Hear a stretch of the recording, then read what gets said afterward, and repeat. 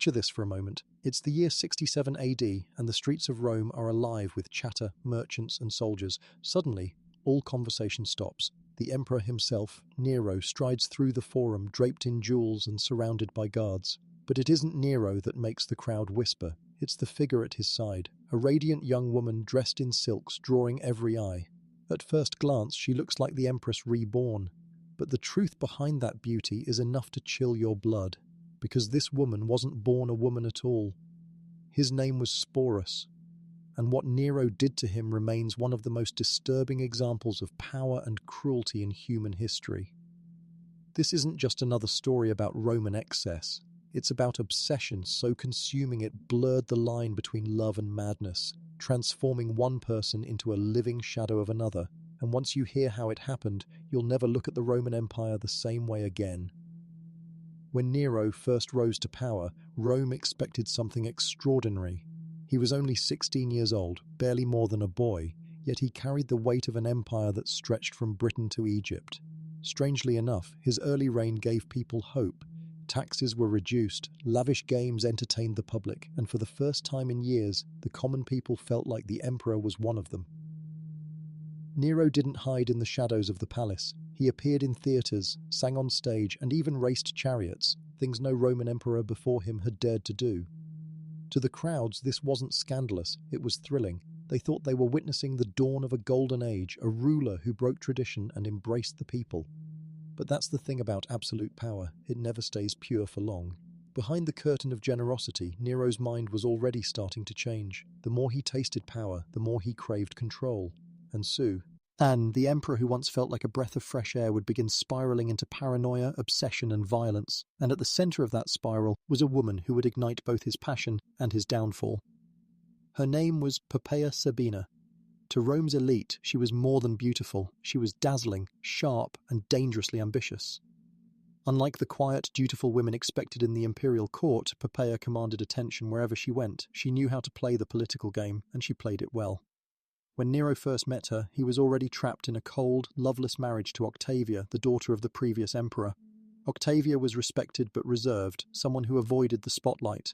Poppaea was her opposite in every way. She didn't just want to stand beside power, she wanted to shape it, and that difference lit a fire inside Nero. What began as a scandalous affair quickly grew into something far more dangerous, an obsession. Nero showered her with gifts from every corner of the empire, silks from the east, jewels from India, perfumes from Arabia.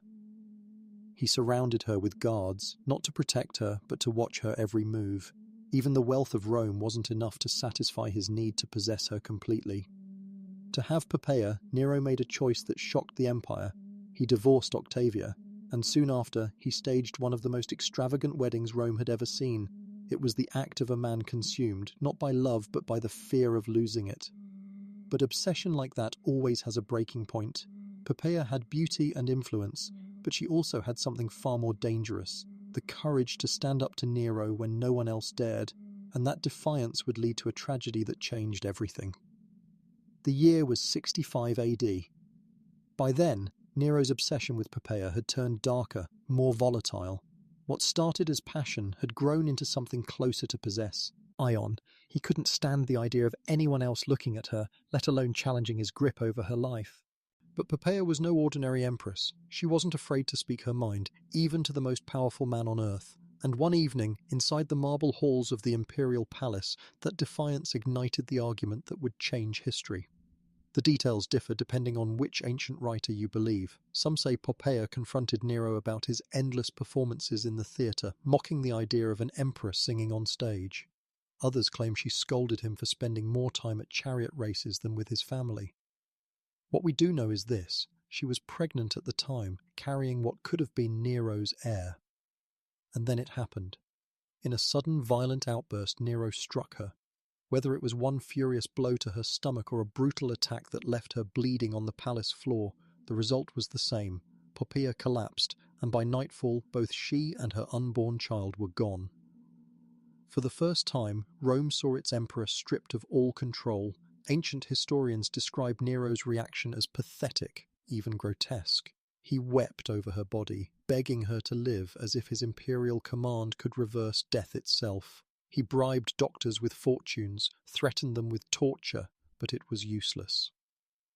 Poppaea, the woman who had defined his reign, was gone, and something inside Nero shattered with her. From that moment on, grief and obsession consumed him completely. He refused to cremate her as Roman custom demanded. Instead, he had her embalmed, worshipped her as a goddess, and even spoke to her corpse as if she still breathed.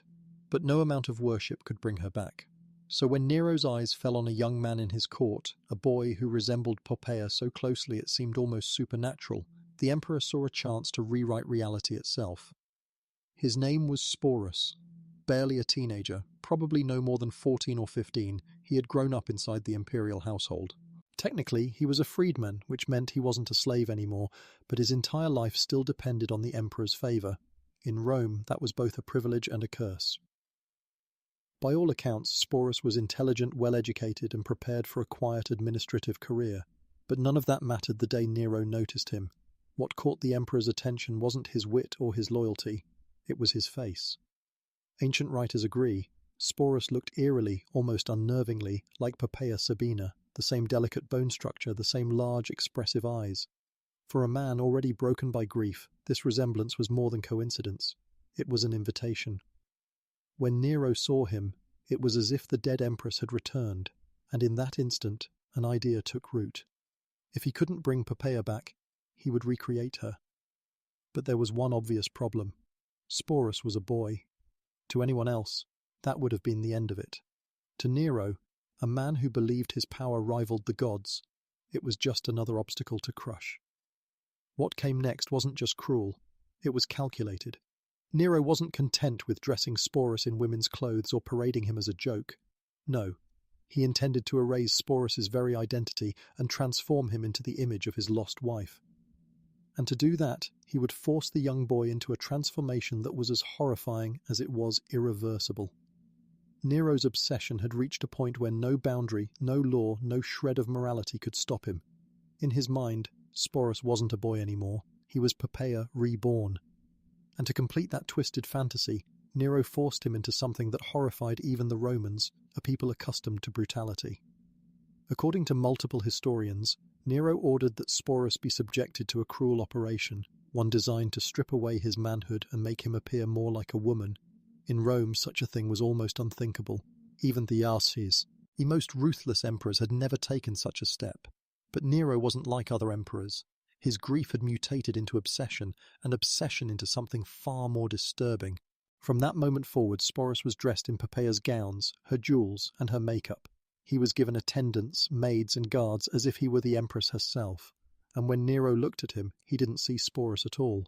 He saw Poppaea, the woman he had destroyed, and the woman he could not live without. The imperial court watched in stunned silence. Senators, generals, and even foreign ambassadors were forced to bow to the boy who now played the role of empress. No one dared to laugh. No one dared to protest. To defy Nero's fantasy was to risk death. And Nero didn't stop there. He wanted more than a living replica. He wanted a public display of his power, his grief, and his madness, which is why he staged one of the strangest ceremonies in Roman history. Rome had seen extravagant weddings before, but nothing like this. In the heart of the imperial palace, Nero prepared a ceremony that would leave even the most hardened senators whispering in disbelief. The groom was the emperor himself. The bride, not a noblewoman, not a foreign princess, but Sporus, the boy he had forced into Poppaea's image. The event was staged with all the pomp of a royal marriage. Musicians filled the halls with triumphal songs, priests offered sacrifices to the gods, guests were forced to watch as Sporus, draped in the flowing silks and jewels once worn by Poppaea, was led down the aisle like a bride. And then came the vows. Nero placed a wedding veil over Sporus's head, kissed him before the crowd, and declared him his wife. Some accounts even say the emperor went further, taking Sporus into his household exactly as he had with Poppaea, treating him not as a servant or companion, but as the empress reborn. The audience sat in silence, caught between horror and fear. They knew this was madness, but it was also absolute power on display. For if Rome's emperor could remake a boy into his dead wife and marry him before the entire court, what limit existed at all? The wedding wasn't just scandalous, it was symbolic. To Nero, it proved he could bend reality itself to his will. But to Rome, it was the clearest sign yet that their emperor had lost all grasp on the line between fantasy and rule, and soon that dangerous descent would drag not only Nero but also Sporus into an ending neither of them could escape. After the wedding, Nero didn't hide Sporus away in the palace. No, he paraded him in front of the empire as if he truly were Poppaea returned from the grave. Wherever Nero went, Sporus followed at his side, dressed in regal silks, veils and jewels that once belonged to the empress herself. To the Roman people, it was like watching a ghost walk beside their emperor. At festivals, Nero seated Sporus beside him in the imperial box, where senators and generals had no choice but to bow before him as if he were their true empress. At banquets, Sporus was expected to dine like royalty, accepting toasts and honours from Rome's most powerful men. Even in public ceremonies, Nero referred to him openly as Poppaea. The message was clear. Nero wasn't just mourning his wife, he was recreating her, forcing everyone else to take part in his illusion. To question it was dangerous, to mock it was suicide, and so Rome played along. But behind the silks and jewels, Sporus was still a boy trapped in a nightmare. His life was no longer his own. He had become a living symbol of Nero's madness, paraded not out of love, but as proof that the emperor's will was absolute. For the people of Rome, the sight was both fascinating and terrifying. Their emperor wasn't just eccentric, he was unravelling before their eyes, and everyone knew that a ruler so far gone could drag the entire empire into chaos, and that chaos was coming sooner than anyone expected. In 68 AD, Nero's reign collapsed in flames. Rayed by his own guards and abandoned by the Senate, the emperor who once believed himself a god died in hiding, leaving Rome in chaos. But Nero's death didn't set Sporus free, it only made his fate more tragic. Sporus, still dressed in the silks and jewels of an empress, was now an object of morbid fascination. To Rome's new rulers he wasn't a person, he was a trophy, a reminder of Nero's madness and a tool they could use for their own amusement. Otho, one of the men who briefly seized the throne, took Sporus into his household and treated him as a consort, echoing Nero's obsession. When Otho fell, Vitellius, his rival for power, claimed Sporus as well. But Vitellius had no interest in pretending he was Poppaea reborn. He saw Sporus as nothing more than a spectacle. Ancient accounts suggest that Vitellius planned something horrific, to force Sporus to appear in a public show, reenacting the myth of a woman violated to death by a wild beast.